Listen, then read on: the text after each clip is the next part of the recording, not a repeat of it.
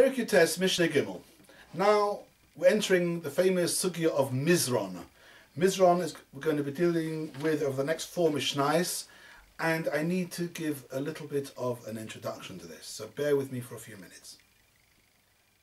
We're now going to deal with the very important sugya of Chibur, connecting two objects. The basic rule is as follows. When you connect two kelim, you mechaber two kelim, and there's of course, this is a proper chibur, and there's a purpose for this connection. You need to connect these two kelim in order to do what you want to do. So now I have two kelim which are mechuber, aleph and base. Then the rule is, as long as they are mechuber, if you touch one, the other one becomes tummy with it. And you can't discuss here, because we're dealing with two kelim, two complete kelim, how much of the other keli becomes tummy with it. It's a whole keli, it is mechuber, therefore the whole keli becomes tummy with it.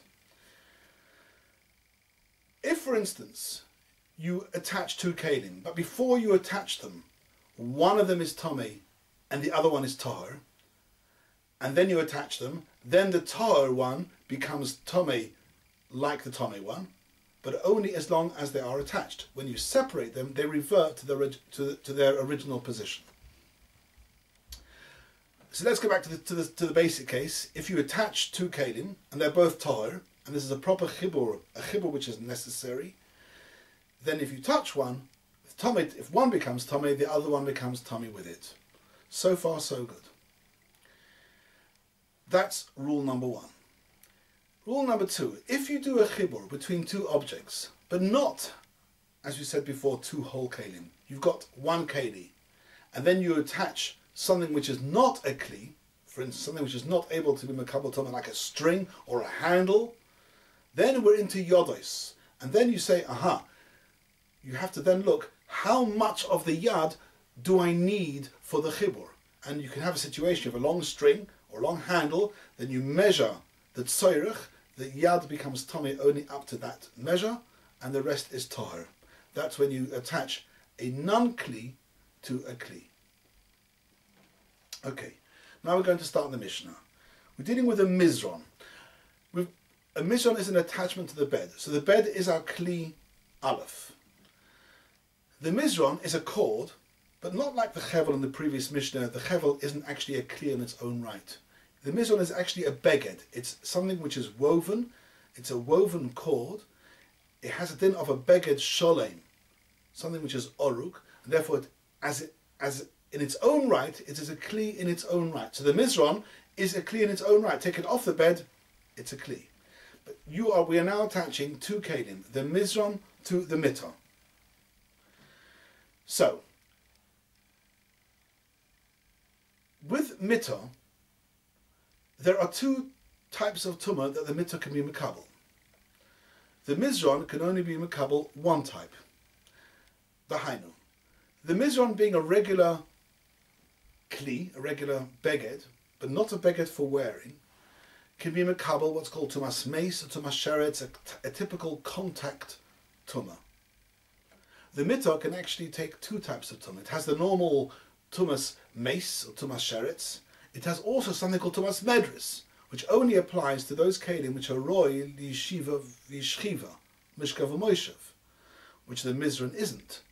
So the mitter is able to be mekabel tumas medris. That means if a zav or a nidor yeledis put their weight on it, the mitter becomes an avatuma without actually having touched the zav. The mizron isn't able to do this because the mizron is not roy l'mishka v'moishev. We now attach a mizron to a mitter. Okay?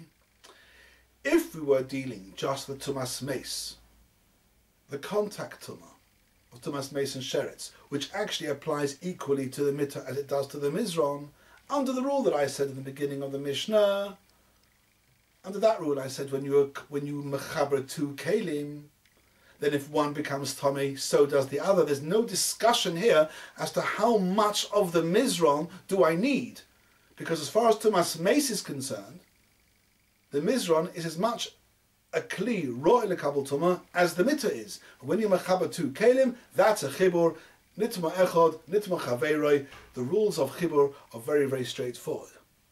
However, we are having a machlokas here between Rameh and Rabbi Yossi as to the length of the mizron, which is mekabel tumah with the bed, b'toras chibur. Because here we're going to be dealing with tumas medris, which does not apply to the mizron.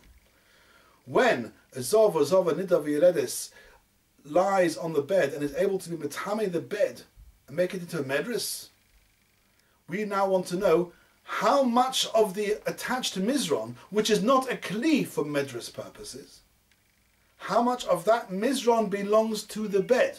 Says Rameh. Mizron ayotze min hamitakol shu divrei Rameh. When the Rameh doesn't make any such chalukin. He says the mizron is a kli sholem. It is attached to the bed for a purpose. This cord is stuck, is wound round the bed to strengthen the bed. It keeps the bed strong.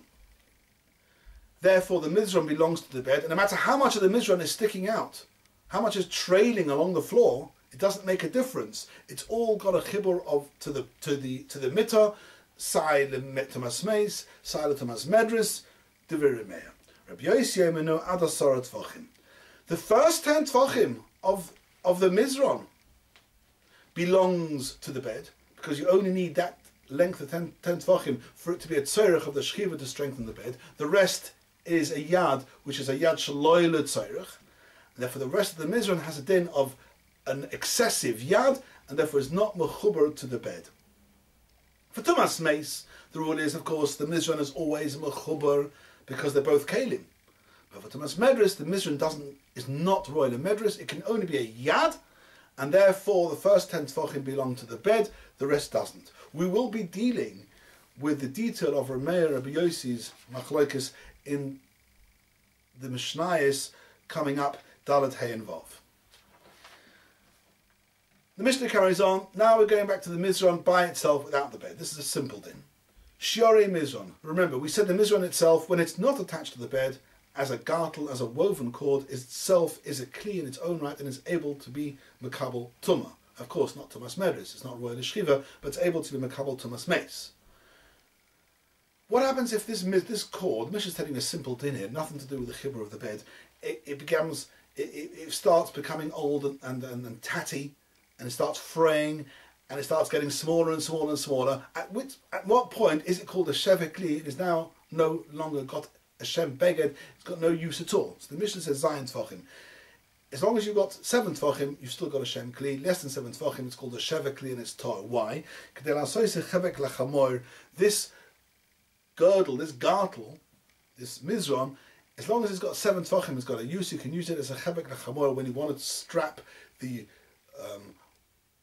bundle, the load onto the donkey. You use this strap. 7 tfachim is a shear. Less than 7 tfachim, it's shevek kli. It's got no use and it's tar. This was like an aside, a bracket in the Mishnah. We don't need this for the next Mishnayos of the Chibur. We'll come back to the machlokas of Meir Rabbi Yossi Mitzvah Shem when